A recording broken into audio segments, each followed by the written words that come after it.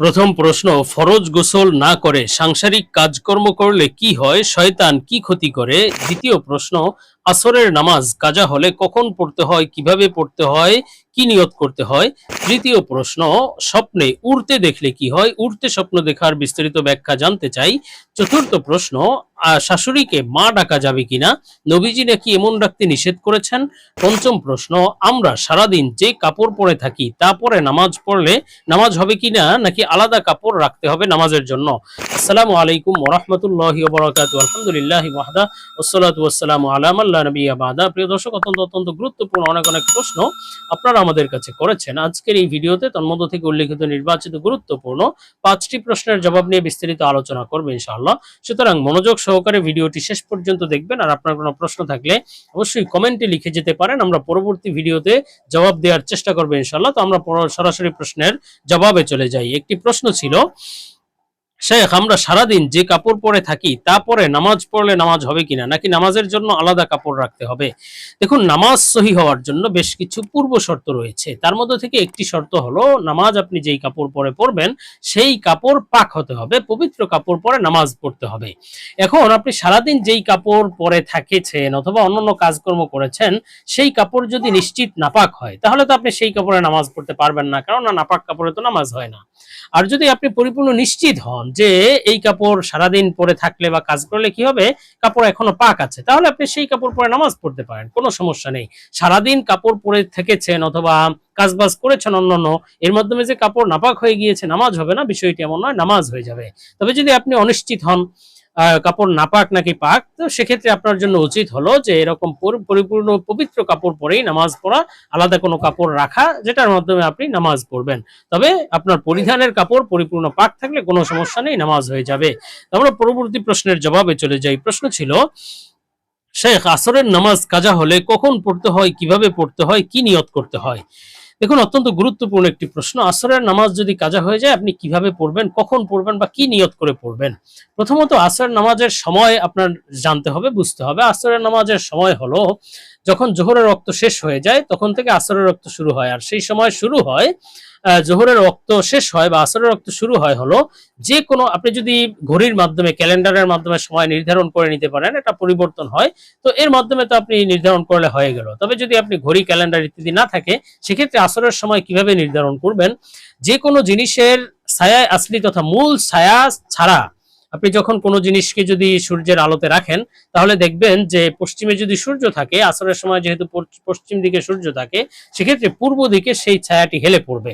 তো এই ছায়া, ওই যে মূল বস্তুর যে ছায়া রয়েছে, এই ছায়া বাদ দিয়ে যদি আরো দ্বিগুণ পরিমাণ ছায়া হয়ে যায়, তখন থেকে আসরের রক্ত শুরু হয়ে যায়, জোহরের রক্ত শেষ হয়। তো এই যে আসরের রক্ত শুরু হয়ে গেলে তখন থেকে নিয়ে সূর্য অস্ত যাওয়ার পূর্ব পর্যন্ত এটা হলো মূল পরিপূর্ণ সময় আসরের। তবে এই সময়ের মধ্যে আবার দুইটা ভাগ, একটা হলো আপনার সহি সময়, আর একটা হলো মাকরু সময়। সহি সময় হলো যে যখন আসরের রক্ত শুরু হলো তখন থেকে নিয়ে সূর্য যখন লালিমা ধারণ করে, অর্থাৎ সূর্য যখন একেবারে লাল হয়ে যায়, সূর্যের রক্তিম আভা বা সূর্যের যে কিরণ থাকে, যেটা দেখলে সূর্যের দিকে তাকালে চোখ ধাঁধিয়ে যায়, এই সময়ের পূর্ব পর্যন্ত হলো সহি সময়। সেটা হলো সূর্য অস্ত যাওয়ার 15 থেকে 20 মিনিট আগ পর্যন্ত।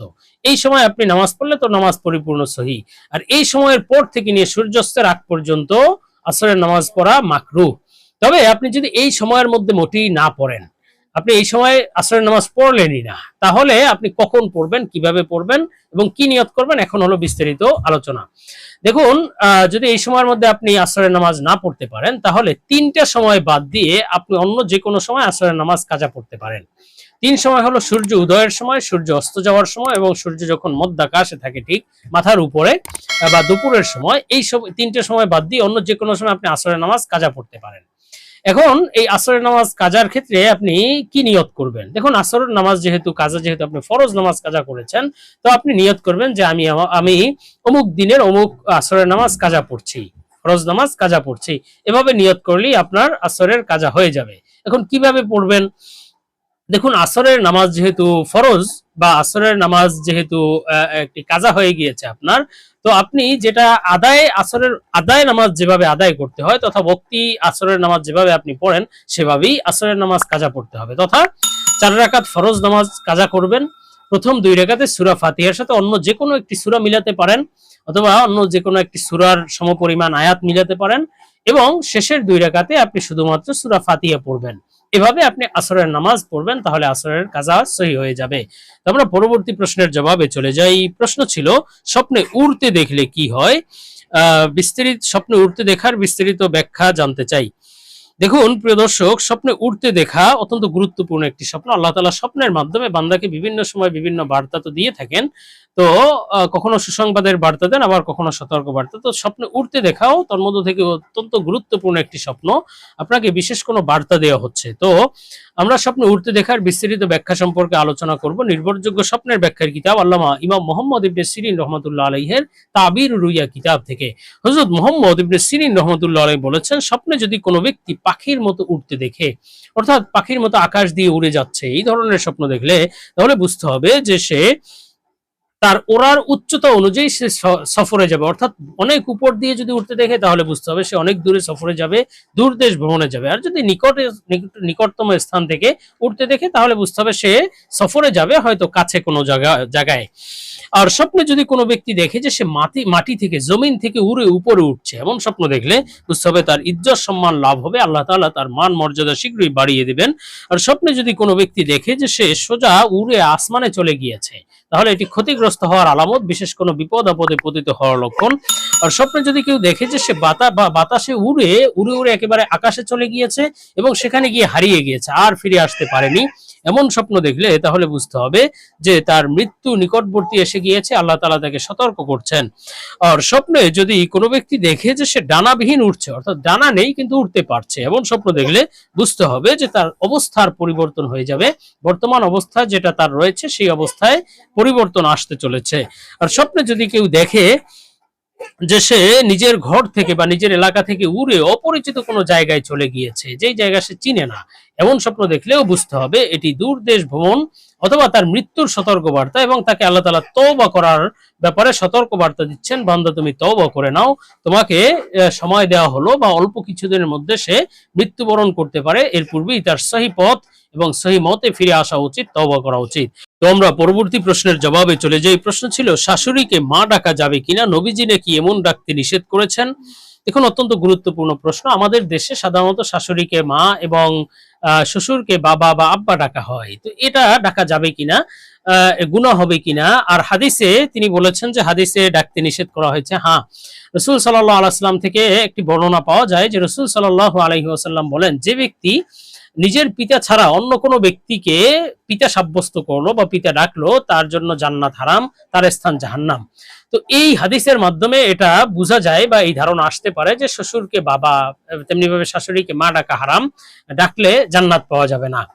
দেখুন এই যে হাদিসটা বর্ণনা করা হয়েছে, রাসূল সাল্লাল্লাহু আলাইহি ওয়াসাল্লাম যে বলেছেন যে শাশুড়িকে, রাসূল সাল্লাল্লাহু আলাইহি ওয়াসাল্লাম বলেছেন নিজের পিতা ছাড়া অন্য কোনো ব্যক্তিকে পিতা সাব্যস্ত বা পিতা ডাকলে তাহলে তার জন্য জান্নাত হারাম। এটা বলা হয়েছে অন্য কোনো ব্যক্তিকে পিতা সাব্যস্ত করা বা তার বংশ পরম্পরা নিজের সাথে মিলানো, তার বংশে নিজেকে সাব্যস্ত করার জন্য যদি কেউ নিজের পিতা ছাড়া অন্য কোনো ব্যক্তিকে যদি পিতা দাবি করে, পিতা প্রমাণ করতে চায়, সেটা বলা হয়েছে তার জন্য জান্নাত হারাম। কিন্তু কেউ যদি শিষ্টাচারিতা হিসাবে মহব্বতের জন্য শাশুড়িকে মা ডাকে, শ্বশুরকে বাবা ডাকে সম্মান হিসাবে, তো সেক্ষেত্রে কোনো গুনাহ হবে না, এবং এই হাদিসের যে ধমকি, এই হাদিসের যে সতর্কবার্তা, এর আওতায় সে পড়বে না, বরং এটা শিষ্টাচারিতা হিসাবে এবং মহব্বত ভালোবাসা হিসেবে ডাকা জায়েজ আছে।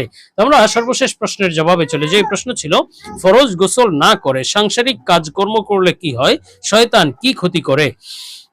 দেখুন প্রিয় দর্শক, ফরজ গোসল না করে সাংসারিক কাজকর্ম অথবা কোন কোন কাজকর্ম করা যাবে যাবে না, আসলে ফরজ গোসল না করে গোসল ফরজ থাকা অবস্থায় মোট 5টি কাজ করা হারাম, আর কিছু কিছু কাজ করা আছে মাকরু, আর অন্যান্য কাজ করা আছে জায়েজ, যেই কাজগুলো করা সম্পূর্ণ জায়েজ। এখন হারাম কাজ কি এবং মাকরু কাজ কি সেটা আপনি বুঝতে পারলে জায়েজ কাজগুলো তো স্পষ্ট হয়ে যাবে। হারাম কাজ আছে 5টি, আপনি গোসল ফরজ হলে এই 5 কাজ আপনার জন্য সম্পূর্ণরূপে হারাম।